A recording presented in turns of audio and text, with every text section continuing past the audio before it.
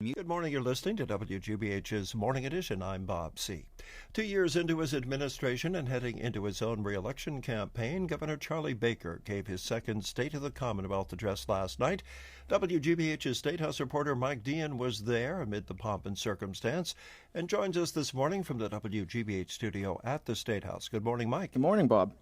Well, Baker's speech last night was light on new policy proposals, but it did stand out by drawing a strong contrast between how well Baker says Beacon Hill works versus the federal government in Washington. That was one of his main messages last night, huh?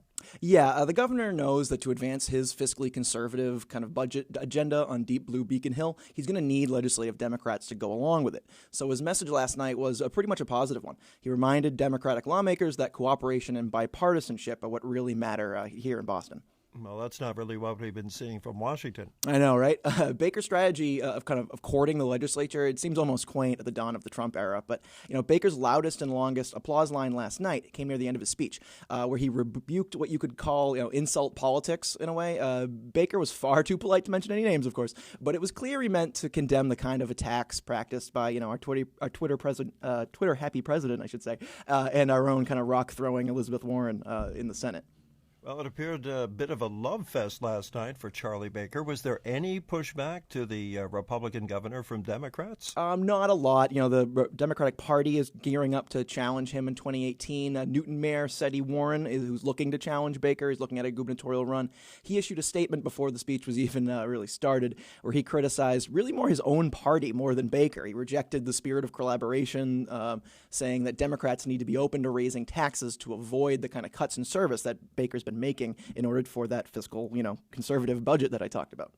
Although the governor was a bit light on policy last night, what kinds of proposals would you expect from Governor Baker in the future? Well, the real fireworks, at least for nerds up here like me, that comes this afternoon when Baker files his annual budget plan. Now, I can't emphasize enough that the budget is truly where kind of the Baker administration priorities can be judged. It's really, the governor putting your money, taxpayer money, where his mouth is to kind of get these kind of initiatives off the ground. So we'll see today, where that money goes and what Baker really wants to do. Well, he gave us a bit of a preview last night. He mentioned that $37 million for Bridgewater State Hospital. Also, he made a claim about no new taxes. What are some of the other things we might expect in that budget proposal? There's going to be a $4,000 tax credit for companies that hire veterans. That was a kind of a big deal. That got a lot of applause. It's something that Baker wants to combat. We don't have much unemployment in Massachusetts, but there's still more veteran unemployment that a lot of people would like to see. This will help employers hire a veteran, get them trained, get them working. And that's something that, Democrats were thrilled to hear, things like that. There was some talk about the last mile internet challenges that people in Western Mass and some other parts of the state have been having. Baker wanted to reemphasize that so they can get kind of broadband internet speeds out there. There was a lot of talk about the successes that Baker had already. So it definitely seems like he wants to stay the course, especially when it comes to municipalities and the way the administration works with those. And of course, if you're in the House of Representatives, you represent a lot of those municipalities. So it was good to hear, at least for the Democrats in the room.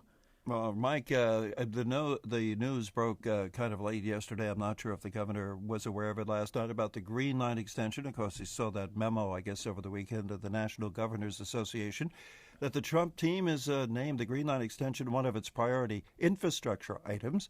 Any reaction to that from anyone yet? Not just yet. That did break kind of yesterday afternoon. There was a McClatchy report. One of the McClatchy papers kind of dug up this Trump administration list of things that said that the Green Line extension is a piece of infrastructure that the new president wants to pursue, which is really good news for Massachusetts. There's been a lot of speculation that the Trump White House could have a little bit of retribution for Massachusetts.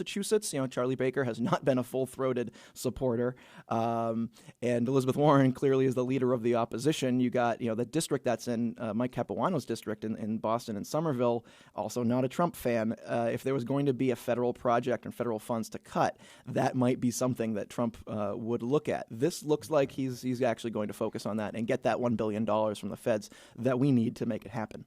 Well, it remains to be seen, but thanks very much, Mike Deehan, our State House correspondent, speaking to us from the WGBH studio at the State House this morning. And, of course, we'll have full coverage of Governor Baker's budget plan later this afternoon on All Things Considered. Thank you, Mike. Thank you, Bob.